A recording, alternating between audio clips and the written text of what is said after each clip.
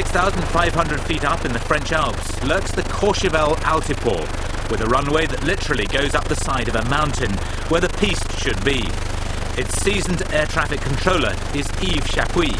It's very difficult to land here, so you have special qualification. The runway is 540 meters.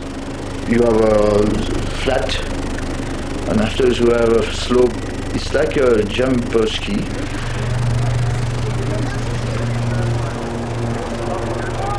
Our flight, which promises to be as thrilling as the ski jump itself, begins at Bournemouth. Our pilot is Dr. Jamie Rose, whose talents combine medicine, commercial aviation and, naturally, the piste. It's a fantastic flight, certainly the latter part of it, once you're down into the mountains, and with the possible exception of some places in Scotland, that there's nowhere like it to match that kind of flying in the UK. It serves a lot of purposes. It's the only way to get down to the French Alps to ski in less than 6 hours that I know of. Permission to land is only given to those who've had the specific mountain airfield training. There are special hazards. The aircraft, when they are on short final, want to go around. And here, with the mountains, it's not possible. They land on the snow everywhere. It's generally a crash. At our altitude of 9,000 feet, the beautiful Beech Barrens cruising speed over the ground is 185 knots, a flight time of just 3.5 hours. And as the Alps and Mont Blanc draw near, the airways section of the flight closes. We descend through the clouds above Chambéry, anticipating visual flight ahead. I've spoken to Courchevel this morning and the runway's open and the weather forecast is good, but it can change quickly in the mountains. For passenger and pilot alike, what now lies ahead is a truly stunning experience. You always fly with the mentality that you are flying a single-engine aircraft, and same as anyway, you're always thinking, well, what if the engine goes? So if you fly at a very acute angle, then right up until the last second of crossing the col, you can always turn away from it and go back down into the valley, until this bit when we can now turn left into the new valley. And this is Poitiers, down beneath us, and about 10 miles that way you'll see a ridge, and that'll be the ridge we turn into for finals.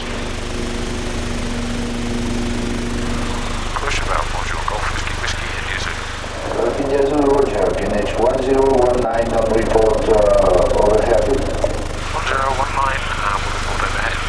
Bonjour to you.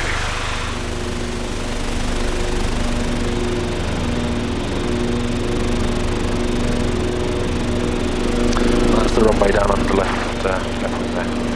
Golf India Zulu overhead, Johnny Flight Circuit, for QNH 1019, please. Now turning outbound into a triangular circuit.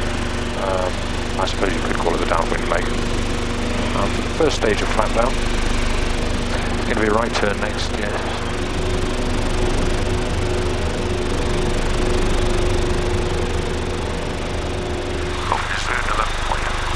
Doing 110 knots to land. We need to leave the turn fairly late, so we're going to fly quite close to this ridge, just to give us enough space. Then a reasonably tight turn onto finals, and very quickly try and get the speed under control. We'll put full flat down, the undercarriage is already down. And we'll look to go down finals at 95 knots. Coming back to about 90 just as we come over the lip. I think the difference with this being a more conventional landing, you have to be a little pushier about it, in that if you think you're high, you don't just reduce power to start your descent, but you also lower the nose, like you definitely mean it. Coffee Zulu finals. So we've got 95, just creeping up to 98, so we'll raise the nose, reduce power.